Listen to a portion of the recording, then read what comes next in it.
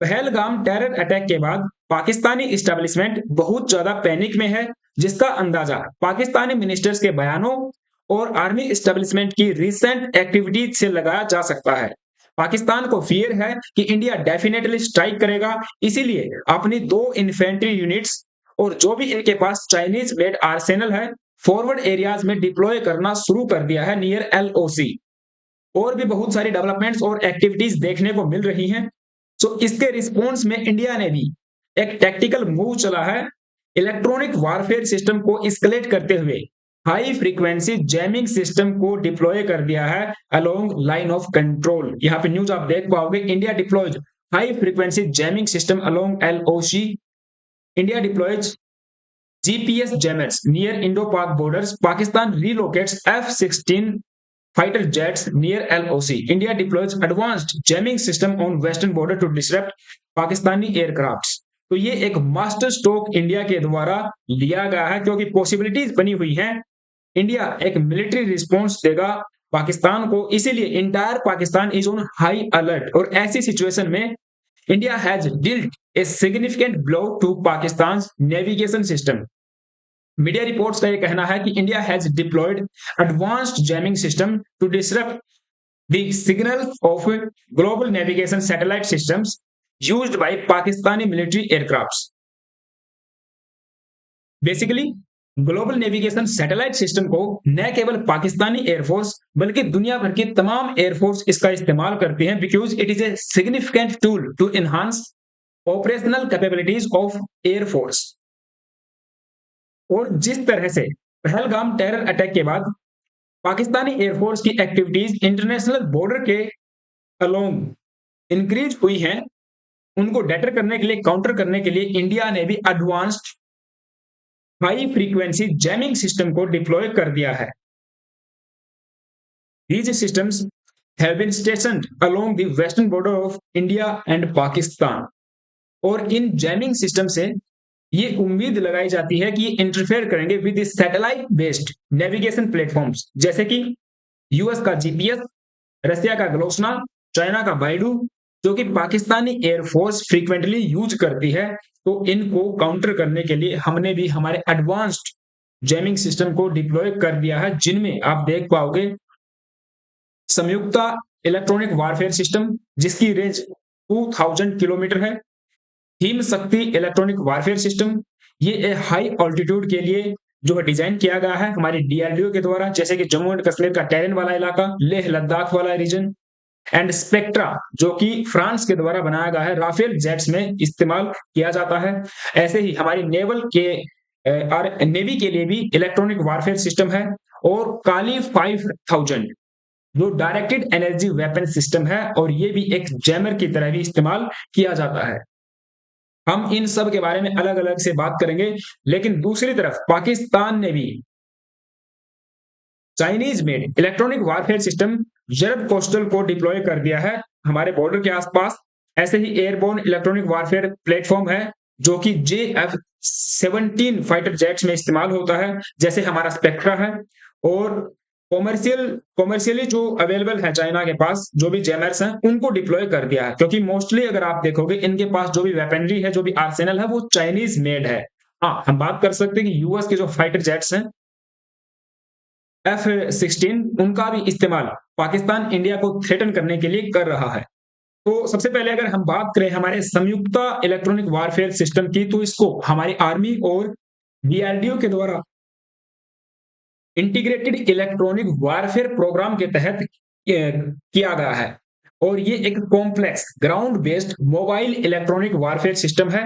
इसको कहीं पर भी डिप्लॉय किया जा सकता है। बेसिकली ट्रक के ऊपर इसको माउंट जो है किया गया है। और इस पूरे प्रोग्राम के अंदर 145 व्हीकल्स हैं, जिनको 70 से लेकर 100 किलोमीटर की दूरी पे डिप्लॉय कर सकते हैं। इट मींस अगर एक सिस्टम यहाँ पे है, तो इससे 100 किलोमीटर या 70 किलोमीटर की रेंज में दूसरा व्हीकल यहाँ पे खड़ा किया जा सकता है। तो आपस में आप देखोगे इनकी रेंज कनेक्ट हो जाती है, और इनका इस्तेमाल सर्विलांस के लिए, इंटरसेप्शन के लिए, डायरेक्शन फाइंडिंग के लिए, या जो दूसरे कम्युनिकेशन या रेडार सिग्नल्स हैं उनको जैम करने के लिए किया जाता है।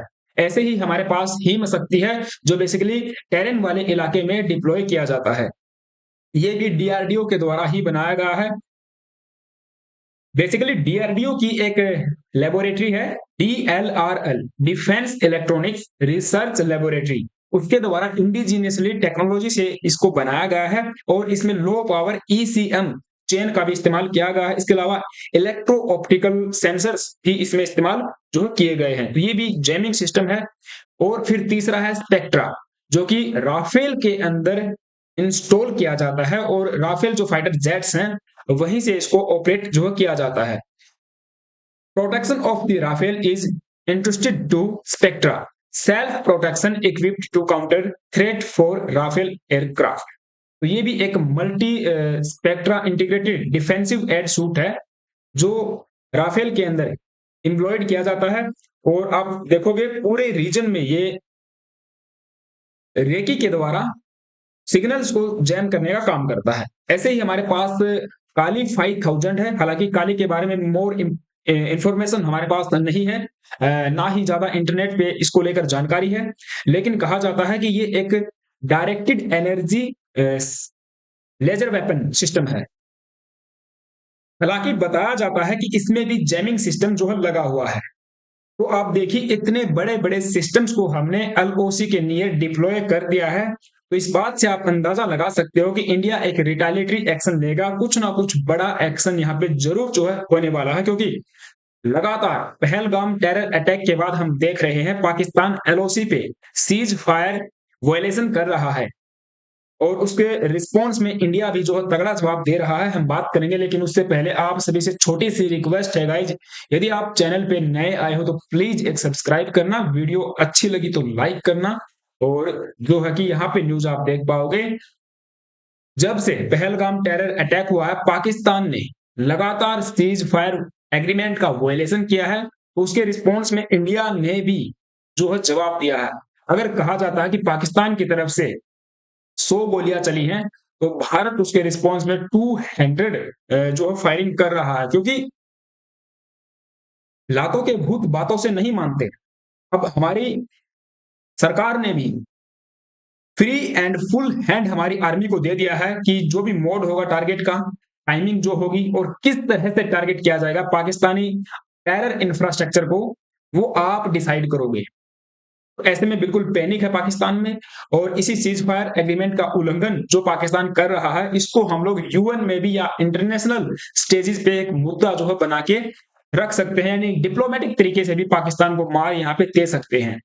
फिर एक खबर ये भी सामने आई थी कि पाकिस्तान के द्वारा हमारी एयरलाइंस का जो एयर स्पेस है उसको ब्लॉक कर दिया था, और पाकिस्तान ने ये कहा कि देखिए इस वजह से इंडिया को हैवी नुकसान होगा। हालांकि ये न्यूज़ शायद यहाँ पे है, हाँ, इस वजह से भारत को हैवी नुकसान होगा, लेकिन जितना लॉस हमको होने वाला है उससे कई गुना ज्यादा मिलियंस ऑफ डॉलर का नुकसान पाकिस्तान को होगा, क्योंकि इंडिया ने भी पाकिस्तान के लिए एयर स्पेस को ब्लॉक कर दिया है। यहाँ पे न्यूज आप देख पाओगे, India closes air space to Pakistan airlines as tensions rise.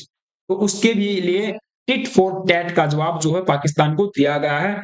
और सीज फायर वॉयलेशन की खबर ये रही है आपके सामने, बिल्कुल पिछली 7 रातों से सीज फायर एग्रीमेंट का वॉयलेशन देखने को मिल रहा है, कुपवाड़ा में, उरी में, बारामूला में, अखनूर में, हर जगह से।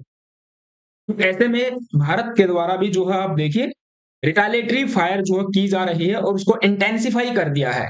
Velocity tensions escalates, Pakistani soldiers abandon post, remove flags, हमारी इंडियन आर्मी स्ट्रॉन्ग रिटालिएशन। तो जितना इंटेंसिफाई फायर हमने किया है रिटालिएटरी फायर, उसी वजह से ये भी खबर सामने आई कि पाकिस्तानी जो सोल्जर्स हैं, जो रेंजर्स हैं पाकिस्तानी, वे अपनी पोस्ट को छोड़ के भाग गए हैं और जो फ्लैग्स थे पाकिस्तान के उनको भी रिमूव कर लिया गया है। तो एक स्ट्रॉन्ग एक्शन हमारी तरफ से भी लिया जा रहा है। अब इसका सिग्निफिकेंस क्या है, ये जो सिस्टम हमने डिप्लॉय किया है, तो देखिए ये जो मिलिट्री टैक्टिक्स हैं ये इलेक्ट्रॉनिक वारफेयर कैटेगरी में आती हैं, और इनका एम्स यहाँ पे होता है कि हम लोग डिग्रेड कर पाए दुश्मन देश की सिचुएशनल अवेयरनेस को। इट मींस जो रियल टाइम एडवाइजरी पॉलिसीज होती हैं उनको जो है डिग्रेड कर पाए। ऐसे ही नेविगेशन एक्यूरेसी को डिग्रेड करना, क्योंकि अल्टीमेटली सैटेलाइट्स का इस्तेमाल किया जाता है नेविगेशन के लिए, और ये पता लगाया जाता है कि भारत के द्वारा किस तरह से मूवमेंट किया जा रहा है अपने टैंक्स वगैरह का या आर्मी मिलिट्री पर्सनल्स का या दूसरे वेपनरीज का, उसको नेविगेट करने के लिए और इवन खुद के जो फाइटर जेट्स हैं उनको नेविगेट करने के लिए मिसाइल्स, जो टारगेटेड मिसाइल्स होती हैं उनमें टारगेट करने के लिए नेविगेशन का इस्तेमाल किया जाता है, उस एक्यूरेसी को डिग्रेड कर पाए। Precise and guided munition capabilities. अब जो गाइडेड मिसाइल्स हैं, जैसे कि कहते हैं हमारे पास शाहीन वगैरह है, गजनवी है, हालांकि उनमें न्यूक्लियर वार हेड्स की कैपेबिलिटीज है, तो वो टारगेटेड मिसाइल्स को भी डिग्रेड कर पाए, उनके टारगेट्स को हम लोग बेटर कर पाए, जो बेसिकली रिलाई करती हैं on satellite signals for targeted attacks. So these systems deployed by India are high frequency jamming systems, specifically जो डिजाइन किए गए हैं to target and severely disrupt कर सकते हैं सैटेलाइट नेविगेशन सिग्नल्स को, जो क्रिटिकल हैं किसी भी मिलिट्री ऑपरेशन के लिए, सिविल एविएशन के लिए एंड कम्युनिकेशन सिस्टम्स के लिए। और इन सब के अलावा हमारे लिए ये सिग्निफिकेंस इसलिए भी हो जाता है क्योंकि पाकिस्तान के द्वारा खुद ये कहा गया है कि बिल्कुल क्रेडिबल इंटेलिजेंस हमारे पास में है कि इंडिया प्लान कर रहा है an imminent military strike. Pakistan के मिनिस्टर्स, उनके सीनेटर्स और जो आर्मी ऑफिशियल्स हैं उनको बिल्कुल यहाँ पे फियर है और इंटेलिजेंस गैदरिंग में भी लगे हुए हैं कि हाँ, इंडिया कुछ ना कुछ तो एमिनेंट मिलिट्री स्ट्राइक करेगा। आज हमारे होम मिनिस्टर अमित शाह जी ने भी एक किसी सभा को संबोधित करते हुए कहा है, not the end of battle, ये कोई अंत नहीं है युद्ध का, every person will get befitting reply says Amit Shah. So देखना ये होगा कौन सा बेफिटिंग रिप्लाई जो है दिया जाएगा और क्या कुछ होने वाला है। फिलहाल के लिए इतना ही। आई होप इंडिया भी अब इलेक्ट्रॉनिक वारफेयर की लड़ाई लड़ रहा है। Cutting edge and disruptive technologies का इस्तेमाल आजकल युद्धों में होने लग गया है। हालांकि हमने बिल्कुल देखा है इजराइल गाजा कॉन्फ्लिक्ट के दौरान किस तरह से इजराइल ने एक वायरस, एक सिस्टम को हैक करके 3000 आतंकवादियों को एक साथ नेस्तनाबूद कर दिया। हालांकि उनमें से कुछ मरे, कुछ घायल हुए थे। ऐसे ही आप देख पाओगे रसिया और यूक्रेन कॉन्फ्लिक्ट के दौरान भी इस तरह से सिस्टम्स का इस्तेमाल किया गया है। तो अब हम हमारे देश में होता हुआ देख पा रहे हैं। आपका क्या ओपिनियन है इस पे मुझे कमेंट बॉक्स में जरूर बताना। चैनल पे नए आए हो तो फिर से जाते जाते रिक्वेस्ट करता हूं एक सब्सक्राइब करना और एक लाइक करना।